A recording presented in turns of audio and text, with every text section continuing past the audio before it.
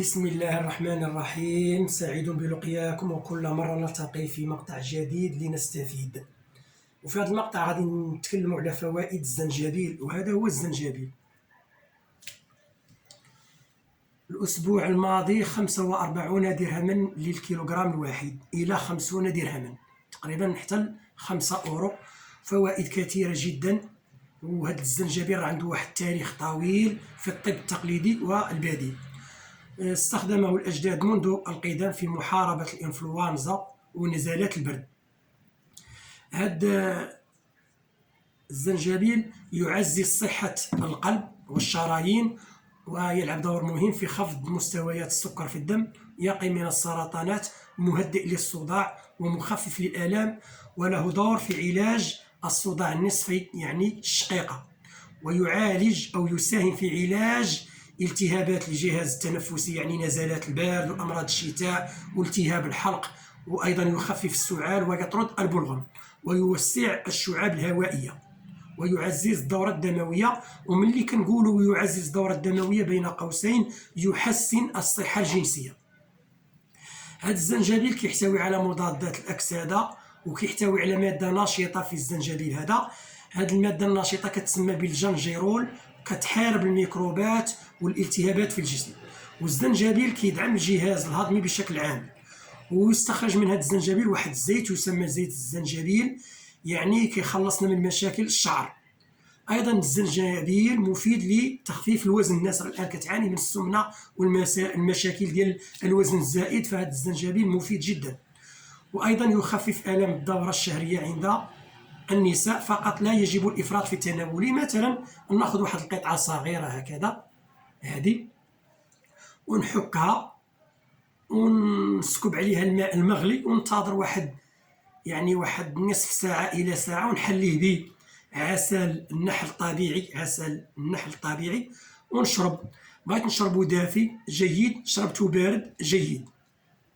فهاد الزنجبيل عنده فوائد كثيره جدا، خصوصا واحد الاطفال الصغار. ناخذ مثلا نصف ديال هذه القطعه ونحكوه ونكبوا عليه الماء المغلي، وواحد قطرات او ملعقه صغيره من ديال الليمون، عصير الليمون هو الحامض. اذا قلنا نصف ديال هذه القطعه تقريبا، واحد الملعقه صغيره ديال داك العصير ديال الليمون، وواحد الكوبين او 3 اكواب ديال الماء المغلي، وننتظروا واحد نصف ساعه الى ساعه، ويشرب منه الطفل. راه جيد في علاج هذه المشاكل ديال الجهاز التنفسي. ولا بقات شي حاجه نحتفظوا بها في الثلاجه واحد يوم او يومين، ثم مره اخرى نعيد الوصفه، فمهم جدا. الثمن ديالو الان راه طالع 45 درهما. البارحه كنت في السوق، كانت واحد مفاجاه، وهي الثوم. الان الثوم راه رخيص 20 درهما للكيلوغرام الواحد، تقريبا 2 أورو. الان اللي بغى الثومه ياخذها، راه بعض المرات كتوصل حتى 40 درهما. هي الان 20 درهما للكيلوغرام الواحد، الجوده مزيانه. ايضا في هذه اواخر الشتاء كتوجد هذه البصله اللي كتسمى البصله الخضاريه. هذه البصله الخضاريه راه هي افضل من البصله العاديه الاخرى اللي كتكون في الصيف. وما تنساوش هاد الاوراق الخضراء، يعني نقطع هاد الفوقاني اللوحو ونحتفظ بهاد الاوراق، يعني نديرها في المراق. الناس اللي كيديروا مثلا الرفيسه راه كتجي عجيبه هاد الاوراق هذه، مقطعه وتلاح في ذاك الرواء او البلول او المراق ديال الرفيسه، راه عجيبه وفيها فوائد كثيره، يعني غنيه بالعناصر الغذائيه.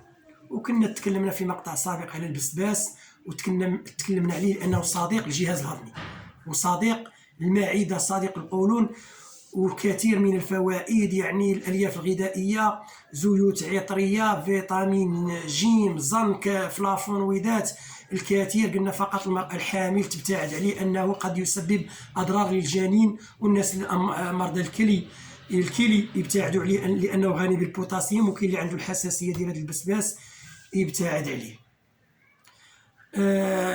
هذا هو العسل. الان العسل البلدي ديالنا في الباديه ترى الثمن مرتفع حتى 400 درهم حتى 500 درهم.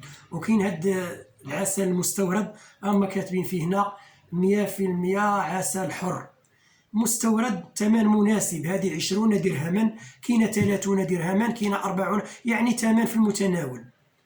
والجوده راه مزيان، استعملته راه مزيان، والانسان راه كيتوكل على الله كله وعلى حساب الجيب ديالو. اللي عنده الفلوس راه غادي يبحث على، غيمشي عند الناس ويقطع ويشوف على عينيه وياخذ، واللي ما عندوش راه كياخذ هذا المستورد. حنا راه هنا عندنا في المغرب العسل راه غالي، ولكن راه دول اخرى كتصدروا عندها العسل، عندهم الغابات، عندهم السهول، عندهم الهضاب، عندهم البراري، كيرسلوا علينا. راه مزيان، فقط تحري الجوده ونشوفوا التاريخ ديالو، هما كاتبين فيه تل 2025.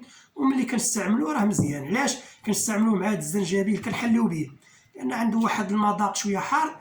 الولد الصغير راه غادي يبغي شويه الحلاوه، من الافضل نديرو ليه العسل. لا ما عندكش العسل راه غدير شويه السكر.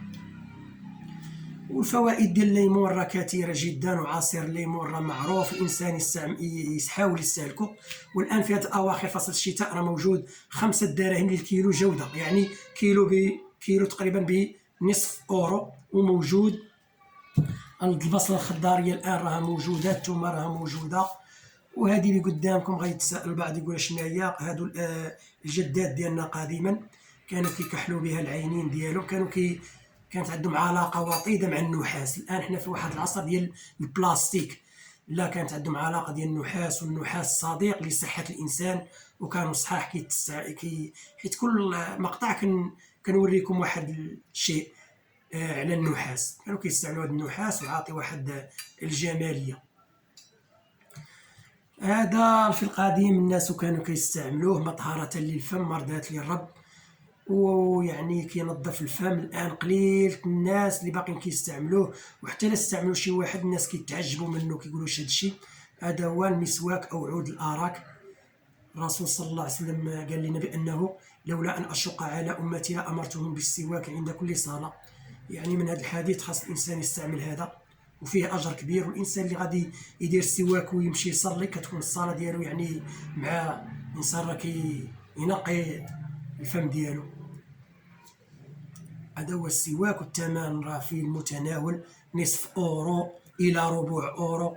ولكن عوضوه الناس بالدخان اللي كيهلك المناعه ديال الانسان والامراض ديالو، يعني بعشرات الامراض اللي كيسببها التدخين. وفيه ضياع ديال المال، وفيه رائحه يعني خبيثه، وامراض السرطان، امراض الاسنان، والكثير. ولكن الناس بدلوا هذا بذاك، كما كيقولوا بدلوا الصالح بالطالح. اذا مره اخرى هذا هو البسباس الان راه موجود، نديرو في الطاجين، نديرو مع المرقه، ناكلوه خضر بحال هكا نيء، الوليدات الصغار ياكلوه. وعلاش لا ما ناكلوش فيه حتى في السلطه او الشلاضه. ومره اخرى كنذكروا بهذا الزنجبيل، الناس ما بقاوش كيشريو هذا الزنجبيل. راه في القديم كان حاضر في المطبخ، المطبخ في القديم راه كان عند الجدات، رغم بساطته كنا نقولوا ليه غير كشينه، واحد المطبخ بسيط، يعني كيطبخوا غير بالخشب والعود والحطب. ولكن رغم ذلك كانت حاضره الثومه، كان حاضر الزنجبيل، كانت حاضره بهارات، كانت حاضره توابل. وكان ذاك المطبخ عباره عن مختبر صغير، وكانوا كيعرفوا كيفاش يتعاملوا مع الصحه ديالهم. الان راه حتى المراه ما بقاش كتعجن، خرج للمخبزه شري الخبز. وتكلمنا على الخبز ديال المخبزه، خبزه بدرهم، كتنتظر منها تعطيك شي حاجه، كيدير هاد الخبزه ديال درهم. من القديم من عقلنا وهي بدرهم، يعني اي حاجه كتزاد هاد الخبزه ما كتزادش، يعني راه غادي يزيدوا فيها شي حاجه اللي كتنفخها، محسنات، الكثير من الاشياء اللي تكلمنا عليها في مقاطع سابقه. كتخرج للسوق انت وجيبك، راه ما بقاش هذا غالي مزيان. لا، يقدر يكون غالي وتقدر حاجه اخرى رخيصه والفوائد او العناصر الغذائيه ديالها افضل. راه الانسان هادشي ديال الغذاء راه ماشي غالي راه مزيان، راه غالي ربما عليه واحد الاقبال، هذا ما كان. فالانسان يحاول هذه تكون دائما في المطبخ. اكبر مصدر ديال الثوم راه هي الصين، واكبر مستهلك هو الصين.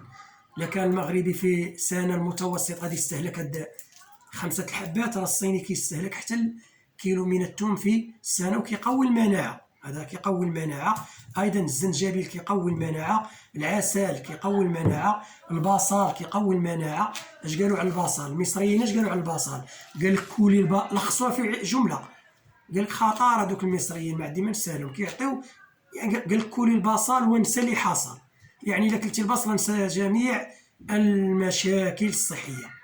وحنا اش كنقولوا؟ نزيدو نقولوا البصل مع العسل، هذه وصفة ديال المناعة لمحاربة الكسل. راه كاين اللي كسول، والكسل تا هو راه يضعف المناعة، والصهير كيضعف المناعة، والخمور والمخدرات والتدخين كيضعف المناعة، والطفل اللي خاصو ينعس يعني ينام باكرا وكيبقى ساهر كيضعف المناعة.